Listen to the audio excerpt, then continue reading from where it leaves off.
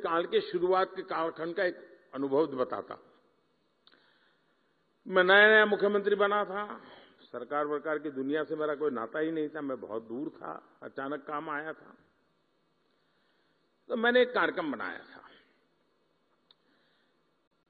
मेरे सभी सचिवों को मैंने कहा कि आप ही आपके डिपार्टमेंट के मुख्यमंत्री हैं और मुझे बताइए 5 साल में आप अपने डिपार्टमेंट को कहां ले जाओगे, कैसे ले जाओगे, अचीव क्या करोगे, उससे गुजरात के सामान्य मानवी के जीवन को क्या लाभ होगा, उसका एक आपका विजन और पूरी डिटेल के साथ प्रेजेंटेशन कीजिए।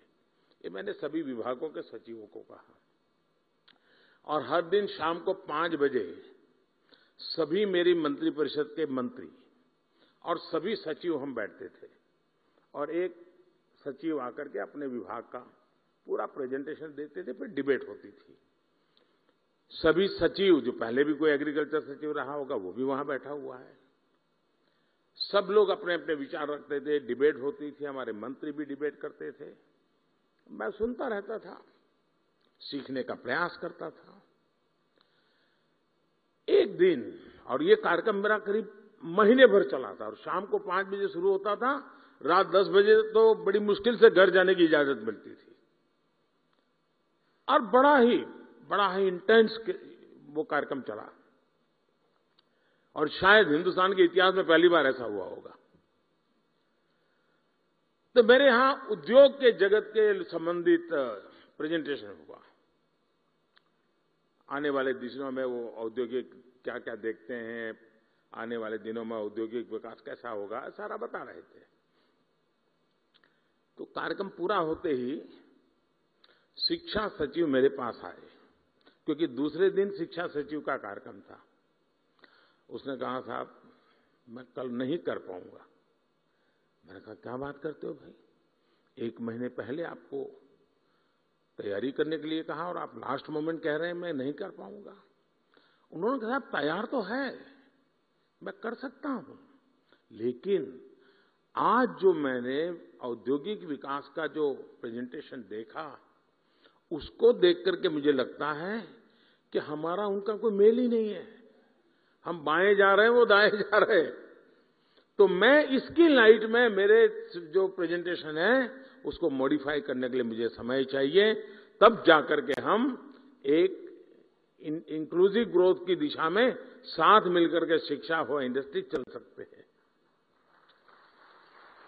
हमें भी अब तो पूरी दुनिया का पता होना चाहिए, हर यूनिवर्सिटी में काम होना चाहिए कि दुनिया आगे किस तरफ जा रही है, कैसे जा रही है, उसमें हमारा देश कहां है, उसमें हमारे युवा कहां है। आने वाले 15-20 साल उन बच्चों के हाथ में भारत होने वाला है, उनको मैं कैसे तैयार कर रहा हूं, ये हमारा बहुत बड़ा दायित्व है दोस्तों। और इसी तर्ज पर हमारे सभी शिक्षण संस्थानों को भी खुद से पूछने की जरूरत है कि क्या हम फ्यूचर रेडी हैं। मैं आज दिन बिता रहा हूं, एग्जाम ले रहा हूं, कॉन्वोकेशन कर रहा हूं, क्या यही मैं जिस पद पर हूं वही काम है? क्या मेरा काम यह है कि मैं ऐसी संस्थान खड़ी करके जाऊंगा कि आज जो बच्चा मेरे स्कूल कॉलेज में आएगा,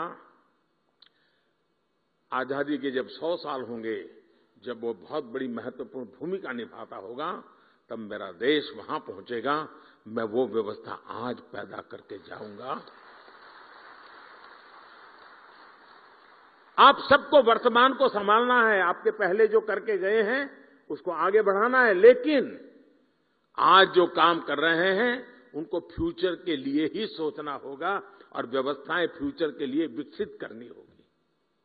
क्योंकि आज बच्चों की जिज्ञासा ऐसी होती है जिनके उत्तर, अभी मैंने कहा, मैं जिन बच्चों को मिलकर आया हूं, आपको भी घर में पता चलता होगा, छोटे छोटे आपके पोते पोती भी आपको सवाल पूछते होंगे, आपके नन्हे मन्ने बेटे अगर सवाल पूछते होंगे, आपको सोचना पड़ता होगा, अरे भाई ये कहां सर खा रहा है।